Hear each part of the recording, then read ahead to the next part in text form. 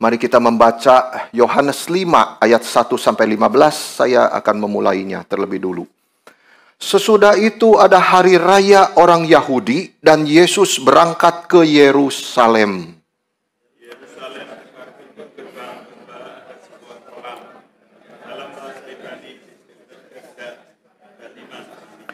Dan di serambi-serambi itu berbaring sejumlah besar orang sakit, orang-orang buta, orang-orang timpang, dan orang-orang lumpuh yang menantikan goncangan air kolam itu.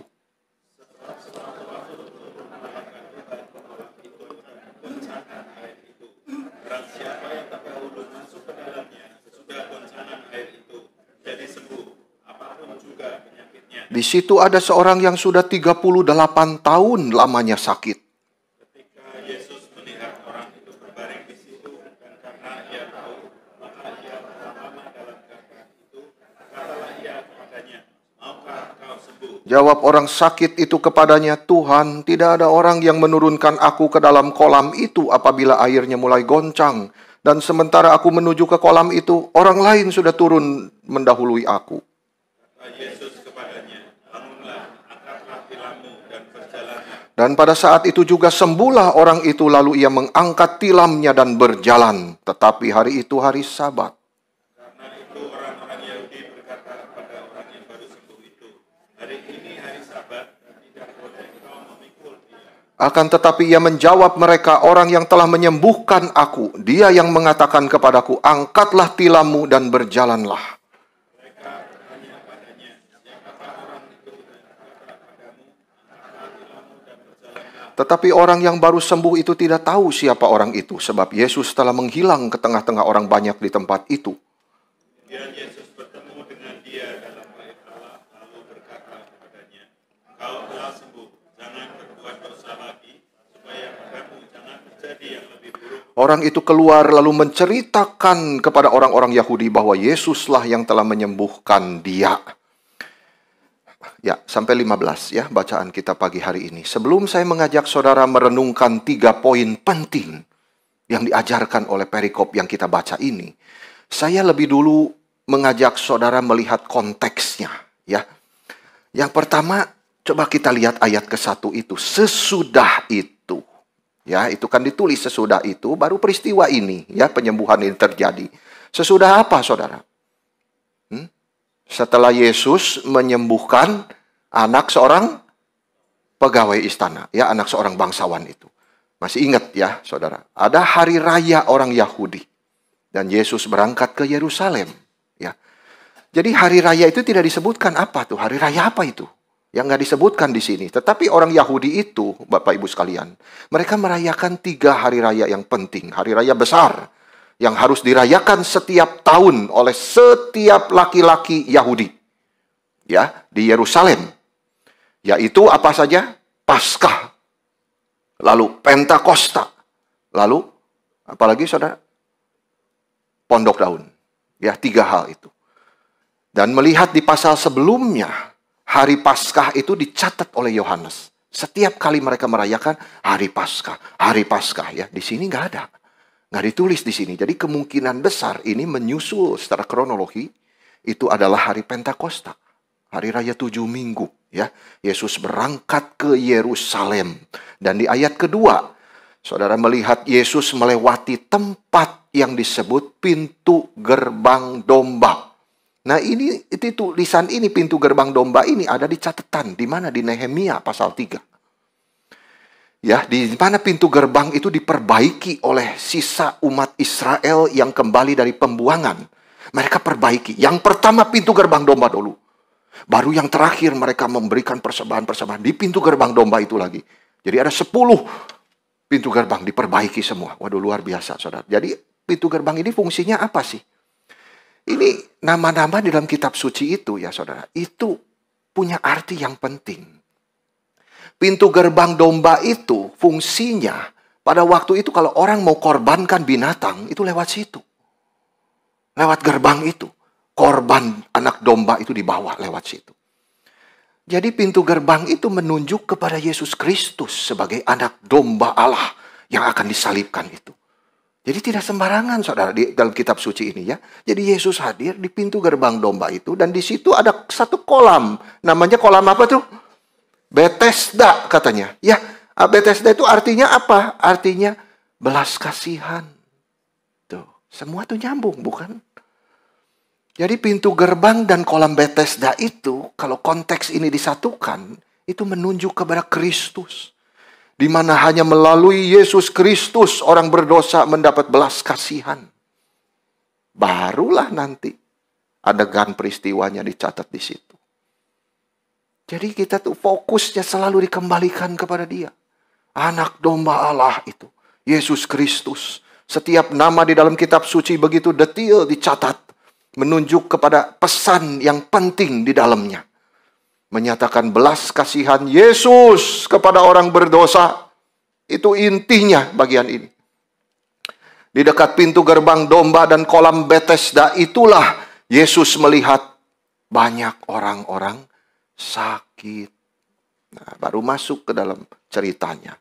Orang buta, orang timpang, orang lumpuh.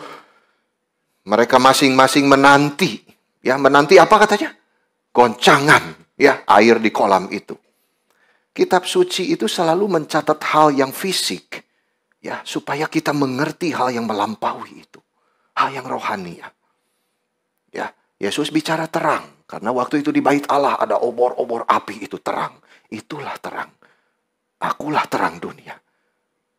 Yesus kasih makan roti. Akulah roti hidup. Jadi selalu mengacu kepada yang rohani. Sama juga di sini. Hal fisik ini supaya kita ngerti hal rohani yang melampaui pengertian materi. Jadi orang-orang sakit itu di dalam keadaan yang lemah semuanya. Di Roma 5 ayat 6 dikatakan waktu kita masih lemah, Kristus telah mati untuk kita. Selalu kepada hal rohani ya. Ya saudara kalau mendengar ayat-ayat seperti ini, wah hebat ya. Yang lumpuh bisa, memang kuasa Tuhan saudara. Tetapi yang lebih hebat, Tuhan yang menyembuhkan penyakit dosa kita. Ini kondisi kita sewaktu dilahirkan ke dalam dunia. Kita masih lemah semua. Dan Kristus sudah mati untuk kita. Yang lemah itulah, yang timpang, yang lumpuh, yang tidak berdaya. Seperti orang-orang di pinggir kolam Bethesda itu. Apa yang Yohanes catat di sini itu menggambarkan keadaan bangsa Yahudi saat itu. Itu menyatakan kondisi rohani orang-orang Yahudi. Dan berapa besarnya anugerah Tuhan atas bangsa itu. Tetapi mereka tidak menghargainya. Orang Yahudi itu punya hukum Musa. Tapi bukannya ditaati, malah sombong punya hukum. Mereka juga dikatakan buta, tidak bisa melihat kemuliaan Kristus yang sekarang berdiri di tengah mereka. Itu semua penggambarannya, saudara. Mereka betul-betul timpang, tidak bisa berjalan di jalan Tuhan. Mereka semua lumpuh, tangannya tidak bisa bekerja untuk Tuhan. Mesias yang mereka nantikan itu sudah berdiri di situ di tengah-tengah mereka, tapi mereka tidak mengenalnya. Ini gambaran sangat menyedihkan, saudara, di dalam perikop ini. Itu sebabnya perikop ini membawa kita peka kepada hal yang rohani. Meski kita tidak melihat Yesus secara fisik, seperti Maria Magdalena, seperti para murid, tetapi kita hidup bersama Dia setiap hari. Ya, kita harus membuka mata kita supaya kita sadar berapa kita membutuhkan Yesus di dalam hidup kita. Dan kita selalu sadar untuk tidak berjalan di jalan orang fasik. Karena jalan itu kegelapan. Kita akan tersandung. Di Amsal 4. Jalan itu lebar dan luas. Tetapi itu menipu mata kita. Karena ujungnya menuju kebinasaan. Jalan apa itu? Yeremia 9 berkata, jangan orang bijak bermegah karena kebijakannya. Jangan orang kuat bermegah karena kekuatannya. Jangan orang kaya bermegah karena kekayaannya. 3 hal ini membuat manusia lupa diri kepada anugerah Tuhan. Kepandaian, kekuatan, dan kekayaan. Semua adalah anugerah Tuhan. Kita tidak boleh sombong dengan semua itu. Tetapi Yeremia mengatakan firman bahwa yang diinginkan oleh Tuhan adalah supaya kita bermegah. karena kita mengenal Tuhan Allah kita. Luar biasa. Hal yang rohani itu selalu lebih penting daripada kepandaian, kekuatan, kekayaan kita.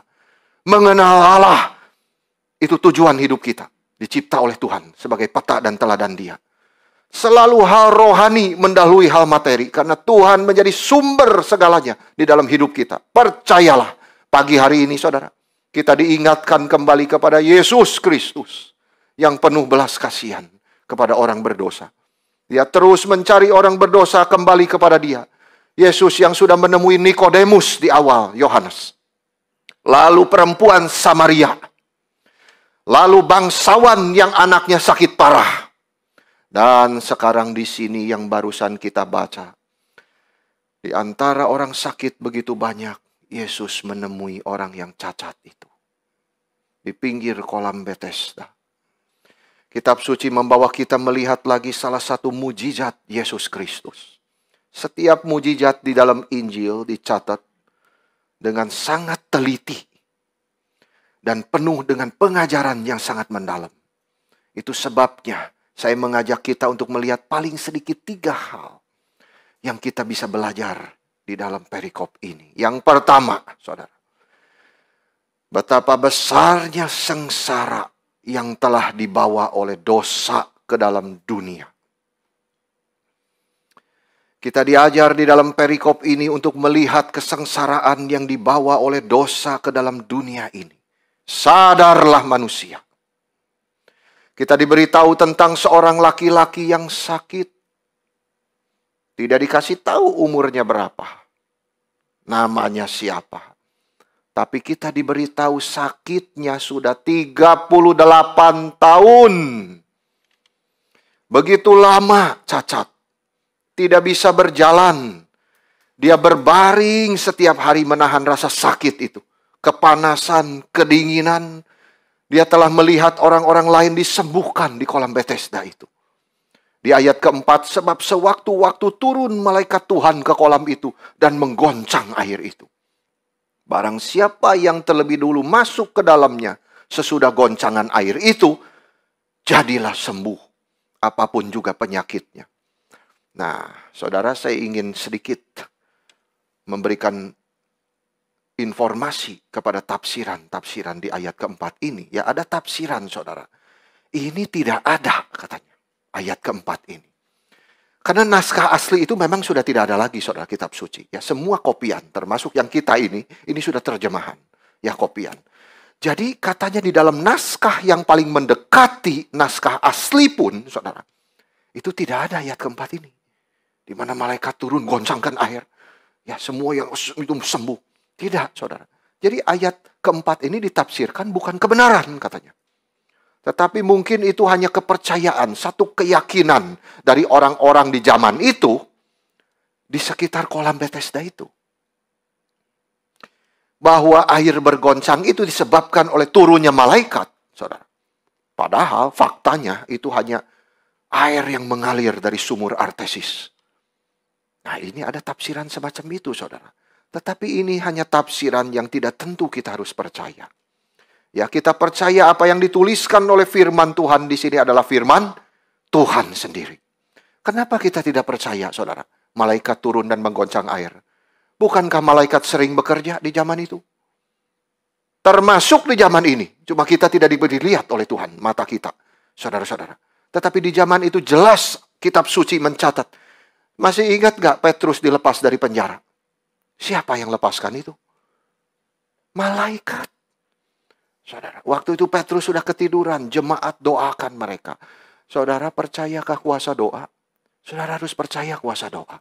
Itu jemaat doain Petrus yang ditangkap sama Herodes itu. Terus doain, saudara, doain, terus doain. Tuhan kirim malaikat satu. Bangunin Petrus. Bangun. Sangka masih mimpi dia, borgol lepas sendiri semua. Itu kuasa Tuhan, saudara. Malaikat saja bisa begitu. Borgol lepas sendiri. Itu begitu jalan dengan malaikat itu. Pintunya, saudara. Seperti saudara yang punya pagar rumah otomatis kan pakai remote gitu kan. Tit, gitu buka. Itu ngebuka semua. Herannya, saudara, kitab suci itu mencatat ya. Luar biasa. Semua terbuka gerbang itu. Dan yang lebih heran lagi, saudara, ini semacam sindiran bagi kita orang Kristen. Pada waktu Petrus itu ngetok pintu rumah di mana orang-orang berdoa itu seorang jemaat namanya Rode bukain pintu. Kaget dia. Petrus datang. Petrus datang. Dia kasih tahu semua ada orang berdoa itu. Mana mungkin Petrus datang, kamu ngigo katanya. Loh, nah inilah orang Kristen, saudara. Udah doain Petrus dilepas. Sekarang sudah dijawab Tuhan, nggak percaya doanya dijawab Tuhan. Itu tuh sindiran, saudara, buat kita. Kita percaya nggak doa kita tuh dijawab Tuhan gitu? Mereka nggak percaya. Sudah doain, sudah benar Petrus dilepasin, malah nggak percaya doanya sudah dijawab. Inilah, saudara.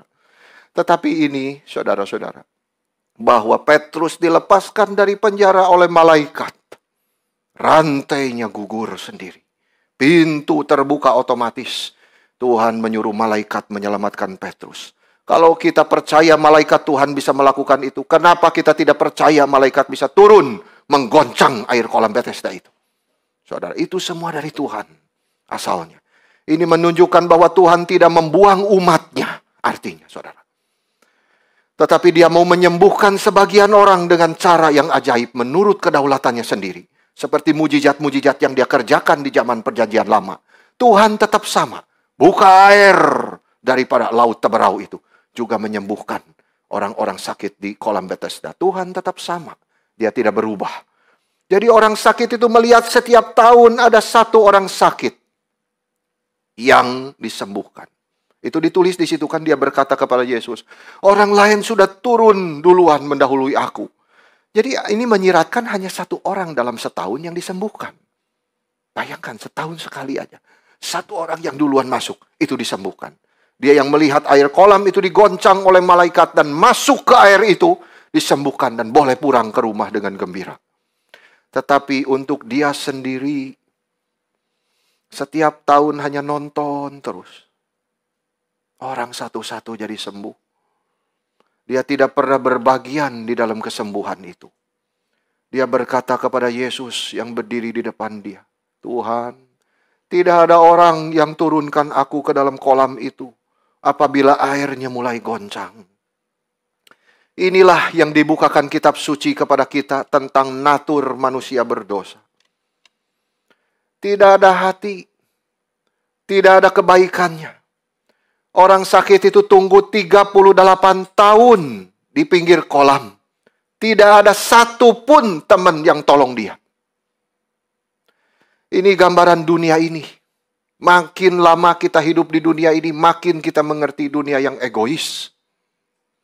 Di mana orang sakit dan susah itu punya teman sedikit di waktu membutuhkan. Itu dituliskan di dalam Amsal 14 ayat 20. Juga oleh temannya sendiri orang miskin itu dibenci.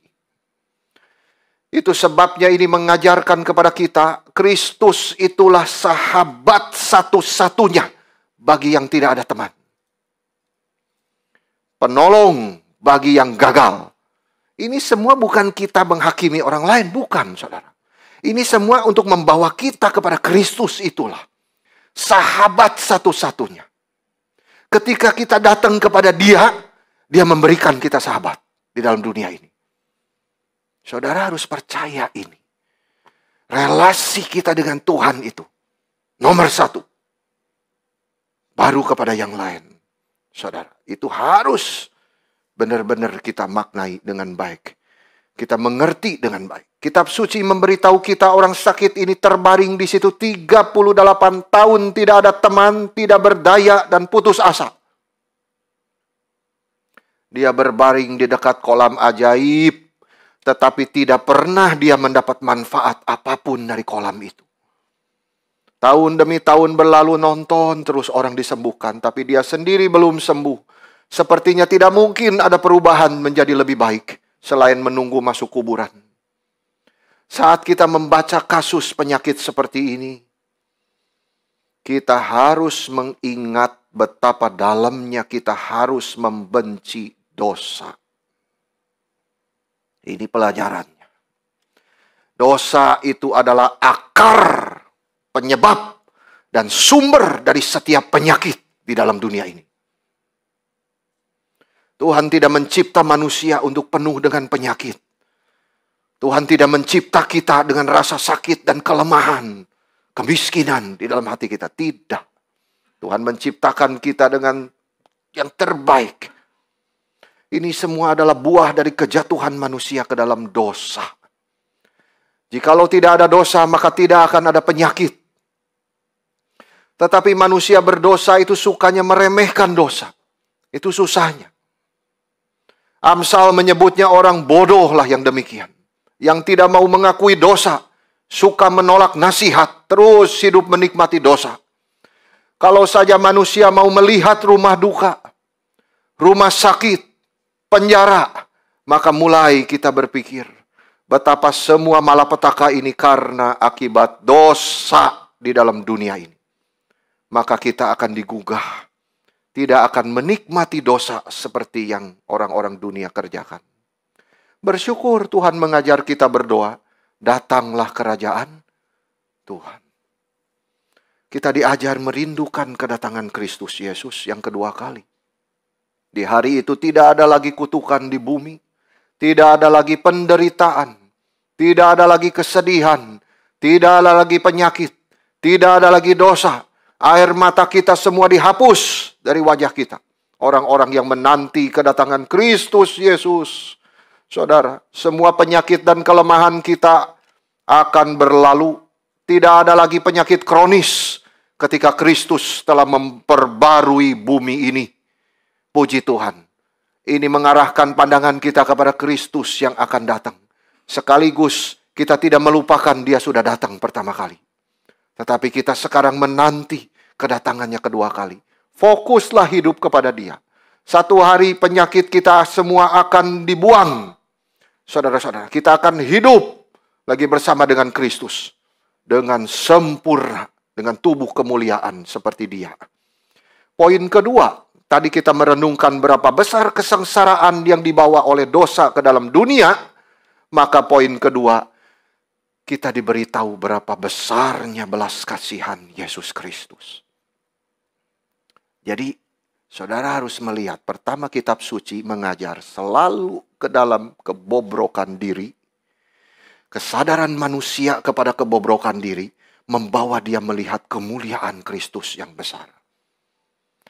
Berapa dalamnya kita melihat bobroknya diri kita. Berapa dalamnya kita juga melihat cinta Yesus yang sudah mengalirkan darah di kayu salib. Itu kenapa Yohanes menulis tentang cinta kasih. Karena dia melihat Yesus mengalir darah. Dia melihat tetesan darah Yesus di Via Dolorosa itu. Dia sendiri melihat itu. Dan dia sadar berapa dirinya bobrok dan berdosa yang Tuhan sudah tebus. Itu selalu ada kaitannya. Poin 1, melihat berapa sengsaranya dosa. Akibat dosa itu. Dan sekarang berapa besarnya belas kasihan Yesus. Kitab suci mengajar kita di dalam perikop ini berapa besar kemurahan. Belas kasihan Yesus Kristus. Itu yang harus kita renungkan. Orang sakit itu tidak tertolong. Tidak berdaya. 38 tahun lamanya sampai Yesus datang. Ini mengajarkan bahwa Tuhan itu berdaulat atas keselamatan. Ada dua hal yang diajarkan ini sebetulnya, saudara. Tuhan berdaulat. Ya. Jadi Yesus dulu yang datang kepada orang itu. Dia bahkan tidak sadar dirinya membutuhkan pertolongan. Jadi Yesus melihat dia terbaring tidak berdaya. Tidak ada yang baik dari diri orang itu. Sehingga Tuhan harus menyelamatkan dia. Tidak ada kebaikan di dalam hati orang itu. Tetapi karena belas kasihan Yesus saja. Orang itu dipilih oleh Tuhan. Dan disembuhkan dari antara begitu banyaknya orang sakit di situ. Dan Yesus bukan saja berdaulat, saudara. Tetapi di ayat ke-6, Yesus tahu. Ia telah lama dalam keadaan itu. Berarti apa, saudara? Yesus berdaulat dan ia juga maha tahu karena dia Allah. Berarti Yesus tahu semua tentang sejarah orang ini. Berapa lama dia telah menderita dan Yesus mengasihani dia. Saudara, dituliskan orang ini sudah menderita sakit itu 38 tahun. Dan di akhir bagian ini Yesus berkata, jangan berbuat dosa lagi. Supaya jangan terjadi yang lebih buruk kepadamu. Artinya apa, saudara? Jikalau ada dosa yang akibatkan orang ini sakit, berarti dia melakukan dosa itu sebelum Yesus lahir. Betul kan? Saudara, Yesus belum usianya 38 tahun kan waktu itu. Jadi dia sudah melakukan dosa sebelum Yesus dilahirkan. Tetapi sekarang Yesus tahu sejarah orang itu. Siapa dia, saudara? Yesus itu tidak pernah berubah. Dari dulu, sekarang, dan selamanya dialah Allah yang menjadi manusia itu. Ini mengajarkan kepada kita Yesus tahu. Yesus tahu sejarah dosa masa lalu kita semua. Yesus tahu segala penyakit di hati kita. Tidak ada sesuatu pun tersembunyi di hati kita. Bagi Yesus, Yesus yang mengetahui orang itu juga mengetahui kita semua sejak kekekalan. Dan Yesus berkata, aku adalah gembala yang baik, yang mengenal domba-dombaku. Dan Yesus berkata di situ, maukah engkau sembuh? Itu pertanyaannya. Yesus menyadarkan bahwa orang itu tidak berdaya. Dia butuh Yesus. Sampai orang itu sadar ketidakberdayaannya, baru dia datang sungguh-sungguh mencari Yesus. Tapi orang sakit itu belum mengerti bahwa Yesus bisa menyembuhkan dia hanya dengan perkataannya saja. Itu sebab di pikirannya dia harus turun ke kolam itu. Itu sebab dia berkata, Tuhan, tidak ada orang yang turunkan aku ke dalam kolam itu. Nah, ini ada yang disirahkan itu apa? Ini aneh kan, ditanya mau sembuh enggak? Dijawabnya apa? Nggak ada orang bantu saya, Tuhan, untuk turunin ke kolam itu. Jadi dia belum tahu Yesus punya kuasa sembuhkan. Dia pikir kolam itu yang punya kuasa. Jadi saat itu matanya itu masih tertuju kepada pertolongan manusia. Saudara, tidak ada orang turunkan saya. Masa di hadapan Tuhan berkata begitu? Saudara, kita semua juga sama. Saudara, andalkan kuasa Tuhan itu. Hanya dengan perkataan. Kita masih ingat kan waktu di Kana itu? Ya, Tuhan berubah air itu menjadi air anggur. Sentuh nggak air itu? Tidak. Langsung bicara aja. Langsung jadi. Matanya orang sakit ini pada waktu itu belum bisa melihat Tuhan. Dia butuh pertolongan manusia untuk turunin dia ke kolam. Tapi Yesus tidak tunggu orang sakit itu bisa menghargai dia sebagai Tuhan. Itu luar biasa belas kasihan Tuhan itu. Dia tidak tunggu kita sampai ngerti dulu dia, baru dia tolong kita. Sampai hidup kita suci dulu, baru dia mau perkenan kita melayani dia. Tidak, saudara. Tidak. Dia datang dengan seluruh belas kasihan dia yang begitu luar biasa. Menyembuhkan orang sakit itu tanpa menyentuh dia. Bangun, angkat tilammu, dan berjalan. 3. Bangun, angkat tilam, dan berjalanlah. Perintah, saudara. Ini bukan kalimat yang ramah, ya. Saudara-saudara, bukan saja kalimat yang ramah tamah, tetapi ini perintah untuk orang sakit itu kerjakan 3 hal. Yang pertama, bangunlah. Saudara, ini perkataan dengan kuasa yang begitu besar. Panggilan yang sama Yesus itu akan memanggil kita semua pada akhir zaman. Dan itu disebutkan di dalam Yohanes ini, saudara. Di ayat-ayat berikutnya. Waktu dia kembali, dikatakan begini. Semua orang di dalam kuburan akan mendengar suara dia. Bangunlah. Semua orang hidup dan mati itu bangkit kembali dari kubur. Dengar suara dia. Saudara, orang sakit itu yakin pada firman Yesus saat itu. Bangunlah. Ini bukan sekedar perkataan yang ramah dari Yesus, tetapi perintah yang harus dikerjakan. Dan orang sakit itu harus taat. Taat perintah itu. Untuk bangun dia. Dan dia harus sungguh-sungguh mengakui otoritas Yesus. Itu yang pertama, saudara. Yang kedua, ambillah tilammu. Itu kan tikar itu dari jerami, saudara. Yang ringan, yang gampang digulung. Tuhan itu tidak suruh kita susah-susah, saudara. Sebab dia yang sudah pikul kuk itu. Sama-sama dengan kita. Dia kalau suruh kita kerjakan perintah dia, itu perintah yang kita bisa kerjakan. Tetapi seringkali orang Kristen tuh ngeluh. Saudara, tidak bisa Tuhan, tidak bisa Tuhan. Itu. Jadi orang yang disembuhkan ini, saudara, tidak boleh dia berpikir dia akan gagal. Angkat tilammu, Tuhan tahu itu ringan. Angkat sekarang. Saudara, dia berdiri dengan kekuatan tubuh yang cukup untuk mengangkat tikar itu. Itu luar biasa loh Tuhan itu. Saudara, taat dulu perintahku. Angkat itu. Kamu bisa. Banyak orang terlalu lemah, saudara. Dan kembali lagi ke tempat tidur dia. Tidak bisa Tuhan. Balik lagi tempat tidur dia. Kalau ada iman kepada Yesus, percayakah saudara kepada kuasa Tuhan? Iman kepada perkataan dia. Sandar kepada kuasanya. Kita tidak jadi lagi beban untuk orang lain, saudara. Tetapi mampu pikul beban kita sendiri. Itu luar biasa, saudara. Memikul salib kita masing-masing. Itu adalah, saudara, butuh kerelaan. Dan Tuhan tahu, salib kita tidak pernah terlalu berat untuk kita. Ya, di saat kita merasa, aduh Tuhan, tidak sanggup, angkat tilammu. Itu salib milikmu. Itu tilam sudah 38 tahun, milik kamu. Angkat. Kamu sudah disembuhkan oleh Tuhan. Dengan kuasanya yang besar itu. Kita tidak lagi jadi beban, saudara, bagi orang lain. Tapi mampu pikul beban kita sendiri. Berjalanlah yang ketiga, saudara-saudara. Dengan kata lain, seolah-olah Yesus itu berkata, kamu tidak bisa jalan ke kolam. Saya tahu. Kamu tidak bisa jalan untuk mendapat kesembuhan itu. Tetapi sekarang, setelah kamu sembuh, jalanlah. Gitu. Itu perintah Tuhan, saudara. 38 tahun diikat oleh penyakit. Tidak pernah dia bisa berjalan. Sekarang setelah sembuh, Tuhan suruh dia jalan. Ini mengajar kita apa, saudara? Ada tugas-tugas yang harus kita hadapi. Yang tidak pernah kita alami sebelumnya. Dan kita harus yakin, beriman kepada Yesus yang menyuruh kita mengerjakannya. Maka kita akan menemukan kekuatan, saudara, yang diperlukan menjalankan perintah Tuhan. Saudara, semua perintah Tuhan itu tidak gampang. Kita tidak tahu hari depan seperti apa. Engkau panggil saya melakukan ini Tuhan sekarang. Tidak gampang. Jalan. Saudara, bangunlah.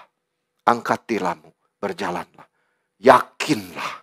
Aku berkuasa memimpinmu. Itu loh yang mau diajarkan itu. Tapi saudara, respon manusia itu begini. Tapi itu hari Sabat dicatat. Begitu belas kasihan Yesus dijalankan, langsung dicatat. Tapi itu hari Sabat. Orang Yahudi, apa ngomongnya saudara? Hari ini Sabat, tidak boleh kamu pikul tilammu itu. Itu. Selalu ada orang-orang yang bikin kita itu lemah, saudara-saudara. Tapi lihat firman itu. Yesus menunjukkan belas kasihan. Ketika Yesus menunjukkan belas kasihan, saudara, sayangnya selalu ada dua macam tipe manusia. Ketika dia meresponi belas kasihan itu. Yang pertama, saudara, tipe seperti orang Yahudi itu. Mereka bukannya sungguh-sungguh bertanya, saudara. Kan ini hari Sabat, kenapa kok nggak tahu kamu angkat tilam segala macam. Mereka tidak peduli dengan belas kasihan Tuhan. Mereka tidak peduli kalau orang itu bisa melihat perubahan. Tidak, saudara. Tapi apa, saudara? Mereka sangat peduli untuk apa? Menuduh. Itu tuh sifat kita. Manusia itu, saudara. Berapa banyak manusia seperti orang-orang Yahudi ini? Melihat pekerjaan Tuhan, saudara, dipaparkan di depan mata kita. Lalu cari-cari sesuatu untuk dipersalahkan. Kenapa kamu mengangkat tilammu pada hari Sabat? Maksudnya, kenapa kamu tidak taat peraturan yang telah dibuat oleh nenek moyang kita? Dalam tradisi kita. Itu sangat mengganggu saya. Kenapa kamu angkat tilammu hari Minggu? Hari Sabat itu. Itu yang pertama, saudara. Reaksi daripada orang melihat pekerjaan Tuhan, cari sesuatu dipersalahkan. Yang kedua, tipe seperti orang sakit itu, menerima belas kasihan Yesus. Dia taat dan sembuhlah dia. Ini satu di antara banyak contoh kebaikan dan belas kasihan Tuhan kita Yesus Kristus. Saudara sekalian, ini harus dipahami secara rohani. Yesus melihat di dalam diri kita itu ada penyakit dosa. Ada kelemahan, ada kemiskinan, ada kesedihan. Tetapi dengan belas kasihannya, Kristus datang kepada kita yang membutuhkan Injil. Seperti juga dia berkata kepada orang sakit itu, maukah engkau sembuh? Itu pertanyaannya. Setiap kali, setiap minggu firman diberitakan itu, Tuhan itu nanya, maukah kamu sembuh? Sama. Karena Tuhan yang melihat hati kita. Dia yang tahu penyakit kita. Tuhan sudah tanya, maukah kamu sembuh? Kalau kita terus mengeraskan hati kita, tidak bisa, saudara. Kita harus tipenya itu seperti orang sakit itu. Mau Tuhan. Meskipun kita tidak sempurna pengetahuan kita. Tuhan tahu. Tapi kerelaan hatinya datang itu, saudara. Yesus yang penuh belas kasihan kepada pendosa besar. Dia yang selalu siap menyelamatkan orang berdosa. Siapapun dia. Dosa berapa besar pun. Yang datang Tuhan pasti terima. Tuhan pasti rubah. Jangan pernah berpikir Yesus tidak mau menerima kita, saudara. Ketika kita datang. Itu tipuan setan. Datang kepada Yesus dengan berani. Percaya kepada kuasa dia. Yesus yang menyembuhkan orang lumpuh di Bethesda itu. Masih sama. Penuh dengan belas kasihan. Yang terakhir, poin ketiga. Ini mengungkapkan perikop ini, saudara, satu pelajaran. Bahwa kesembuhan dari penyakit itu harus menjadi ingatan kepada kita. Terpatri di dalam memori kita. Kita diajari satu pelajaran, saudara. Bahwa penyembuhan dari satu penyakit itu harus membuat kita mengingat perkataan dari Yesus. Jangan berdosa lagi. Ini harus tertanam di dalam hati kita masing-masing. Yesus berkata kepada orang sakit yang telah dia sembuhkan ini. Jangan berbuat dosa lagi. Jangan sampai hal yang lebih buruk terjadi kepadamu. Saudara, kita tidak diberitahu apakah orang ini sakit akibat dosanya atau bukan. Ya, tetapi intinya firman Tuhan mau mengajarkan kepada kita semua. Setiap penyakit, setiap derita, setiap kesulitan adalah suara Tuhan yang berbicara kepada kita. Pekalah kepada hal itu. Masing-masing dari setiap kejadian itu memiliki pesan yang khusus. Berbahagialah kita yang masih punya mata untuk melihat tangan Tuhan. Dan telinga untuk mendengar suara dia. Melalui setiap kejadian yang terjadi kepada kita. Apapun itu, saudara. Tuhan sedang berbicara kepada kita. Tidak ada sesuatu pun di dunia ini yang terjadi secara kebetulan. Pasti ada maksud Tuhan untuk setiap kejadian yang menimpa kita. Ranjang di mana orang itu harus terbaring terus selama 38 tahun itu sangat menyakitkan, saudara. Tetapi neraka jauh lebih menakutkan dan lebih celaka. Jikalau Tuhan mengizinkan kita sakit, kita harus mengingat di hati kita. Kalau saya sampai bisa sembuh dan bangun lagi, saya tidak akan berdosa lagi. Supaya jangan hal yang lebih buruk terjadi lagi kepadaku. Saudara, jangan dimengerti hal ini, wah, kalau begitu tidak boleh jatuh sama sekali. Bukan. Ya saudara, selama kita di dalam daging, kita tidak mungkin sempurna. Tetapi keinginan itu, saudara, untuk mempersembahkan tubuh itu menjadi persembahan yang kudus dan yang berkenan kepada Tuhan itu ada. Hidup suci dikejar, saudara. Itu harus ada di dalam setiap orang Kristen. Kesehatan itu, saudara, itu saja seharusnya membawa kita untuk membenci dosa. Kesehatan diberikan Tuhan menjadi anugerah bagi kita, bukan untuk berbuat dosa. Kita punya tubuh yang sehat, saudara. Jangan dipakai berdosa. Dipakai untuk membenci dosa. Hidup lebih suci dan keinginan hidup untuk Tuhan. Itu harus ada di dalam tubuh kita yang sehat. Terlalu sering kita melupa anugerah. Saat disembuhkan begitu gembira, saudara. Itulah justru yang menggoda kita untuk melupakan nasar kita ketika kita sakit. Saya tidak tahu saudara bernasar apa waktu COVID lalu kepada Tuhan.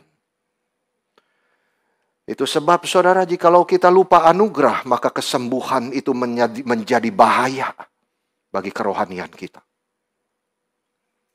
Ingat selalu anugerah Tuhan. Itu sebab ketika kita disembuhkan dari penyakit, kita harus belajar, saudara, merenungkan kalimat dari Yesus Kristus di hati kita masing-masing. Biarlah aku tidak berbuat dosa lagi.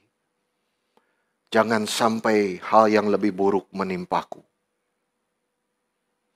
Sekarang, saudara, meski COVID masih ada, tapi sudah tidak menakutkan seperti dulu. Loh, saudara, banyak tidak pakai masker lagi. Ya, coba kalau dulu tahun 2020. Wah, saudara-saudara, bulan Maret. Siapa yang berani nggak pakai masker? Semua pakai masker satu-satu, saudara-saudara. Semua nangis-nangis. Sampai minta, saudara, satu persekutuan diadakan khusus. Begitu cintanya sama Tuhan.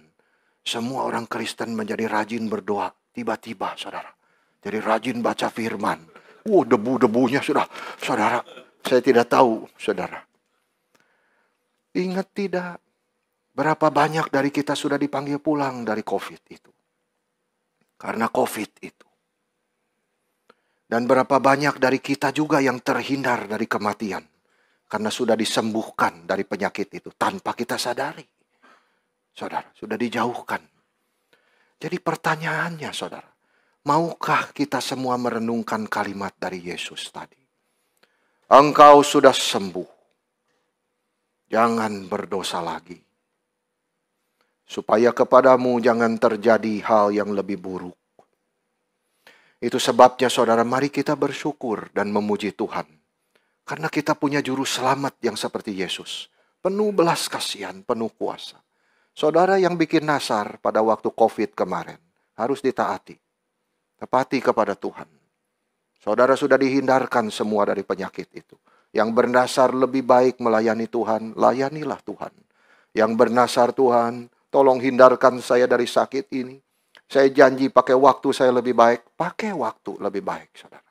Tuhan sudah menghindarkan kita. Apakah kita sedang berada di dalam kesulitan sekarang? Mari kita mendengar suara Tuhan di dalam setiap kesulitan kita. Dia tidak pernah tinggalkan kita, saudara. Kita punya iman atau tidak, itu saja. Yesus memang tidak kelihatan, tetapi dengan mata iman kita pegang tangan Dia. Kita ikut Dia. Kita belajar mendengar suara Dia di dalam setiap kesulitan kita. Belajar untuk lebih benci dosa. Firman Tuhan berkata, jangan kita menjadi serupa dengan dunia ini. Terus berubah oleh pembaruan budimu. Kenapa pembaruan budimu berubah? Karena firman yang berubah. Terus berubah. Makin hari makin cinta Yesus. Makin membenci dosa. Mari kita sekali lagi mempersembahkan tubuh kita yang masih hidup ini. Yang kudus. Yang sudah dikuduskan, dibenarkan oleh darah Kristus itu. Yang berkenan kepada Dia. Biar Tuhan memakai kita menjadi alat kemuliaannya. Terpujilah Tuhan sampai selama-lamanya. Sampai di sini kiranya Tuhan menolong kita semua. Amin.